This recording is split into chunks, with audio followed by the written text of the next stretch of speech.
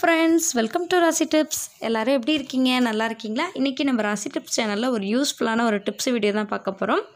கிச்சன்ல இருக்கிற எண்ணெய் ஜாடிகளோட பிசுபிசுப்பை ரொம்ப ஈஸியா எப்படி ரிமூவ் பண்றது அப்படினு தான் இன்னைக்கு வீடியோல நான் உங்களோட ஷேர் பண்ணிருக்கேன். வாங்க फ्रेंड्स, வீடியோக்குள்ள போய் பார்க்கலாம். எண்ணெய் போட்டு வைக்கிற பாத்திரம் எப்படி இருந்தா யூஸ் பண்றதுக்கு நல்லா இருக்கும்ங்கறத ஃபர்ஸ்ட் பாத்துறலாம். கண்ணாடி கண்டெய்னர், பிளாஸ்டிக் கண்டெய்னர் யூஸ் பண்ணுறதை விடவும் சில்வரில் நீங்கள் யூஸ் பண்ணிங்கன்னா அது மெயின்டைன் பண்ணுறதுக்கு ரொம்ப ஈஸியாக இருக்கும், யூஸ் பண்ணுறதுக்கும் நல்லாயிருக்கும். முக்கியமாக அதில் பிசுபிசுப்பு இல்லாமல் நம்ம நல்லா வாஷ் பண்ணி வச்சுக்கிறதுக்கு நல்லாயிருக்கும். எப்போதுமே ஆயில் போட்டு வச்சுக்கிறதுக்கு சில்வர் ஜாடி யூஸ் பண்ணிக்கோங்க, அதுதான் நல்லாயிருக்கும், லைஃப் லாங்கும் வரும். ஆயில் கண்டெய்னரில் இருக்கிற நாள்பட்ட பிசுபிசுப்பை ரொம்ப ஈஸியாக க்ளீன் பண்ணலாம். அது எப்படின்னு பார்க்குறீங்களா? நம்ம வீட்டில் டெய்லியும் சாதம் வடிப்போம். அந்த சாதம் வடிக்கிற தண்ணியை வேஸ்ட் பண்ணாமல் எடுத்துக்கோங்க. சாதம் வடித்த தண்ணி நல்லா சூடாக இருக்கிற மாதிரி பார்த்துக்கோங்க. இந்த ஸ்டேஜில் நம்ம எடுத்து வச்சுருக்கிற ஆயில் கண்டெய்னர்ஸை இதில் சேர்த்துடலாம்.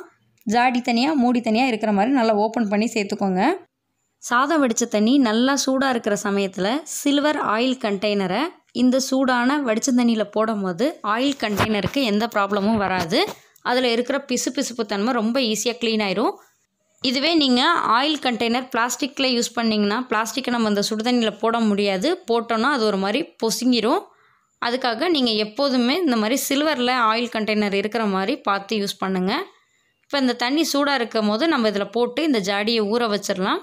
இந்த தண்ணி சூடு ஆறுற வரைக்கும் ஜாடிகள் எல்லாம் இதிலே இருக்கட்டும். சாதம் வடித்த தண்ணியில் ஆயில் கண்டெய்னர்ஸ் எல்லாம் நல்லா ஊறின அப்புறம் நம்ம எப்போதும் எப்படி பாத்திரம் தேய்ப்போமோ அதே மாதிரி சோப்பு வச்சு நல்லா தேய்ச்சிட்டு எடுத்துக்கலாம்.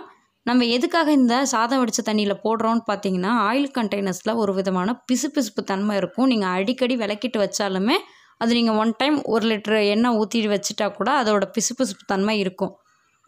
அந்த ஆயில் கண்டெய்னரில் இருக்கிற பிசுபிசுப்பு தன்மை போகிறதுக்காக தான் சாதம் வடித்த தண்ணியில் நம்ம இந்த ஜாடிகள் எல்லாம் ஊற வச்சுட்டு எப்போதும் போல் நல்லா வாஷ் பண்ணி எடுத்துக்கலாம். இந்த மாதிரி ஆயில் கண்டெய்னர்ஸை நம்ம வாஷ் பண்ணி எடுக்கும் போது ஆயில் கண்டெய்னர்ஸில் துளி அளவு கூட எண்ணெய் பிசுபிசுப்பு இருக்கவே இருக்காது. கண்டிப்பாக நீங்களும் இதை ஃபாலோ பண்ணி பாருங்கள்.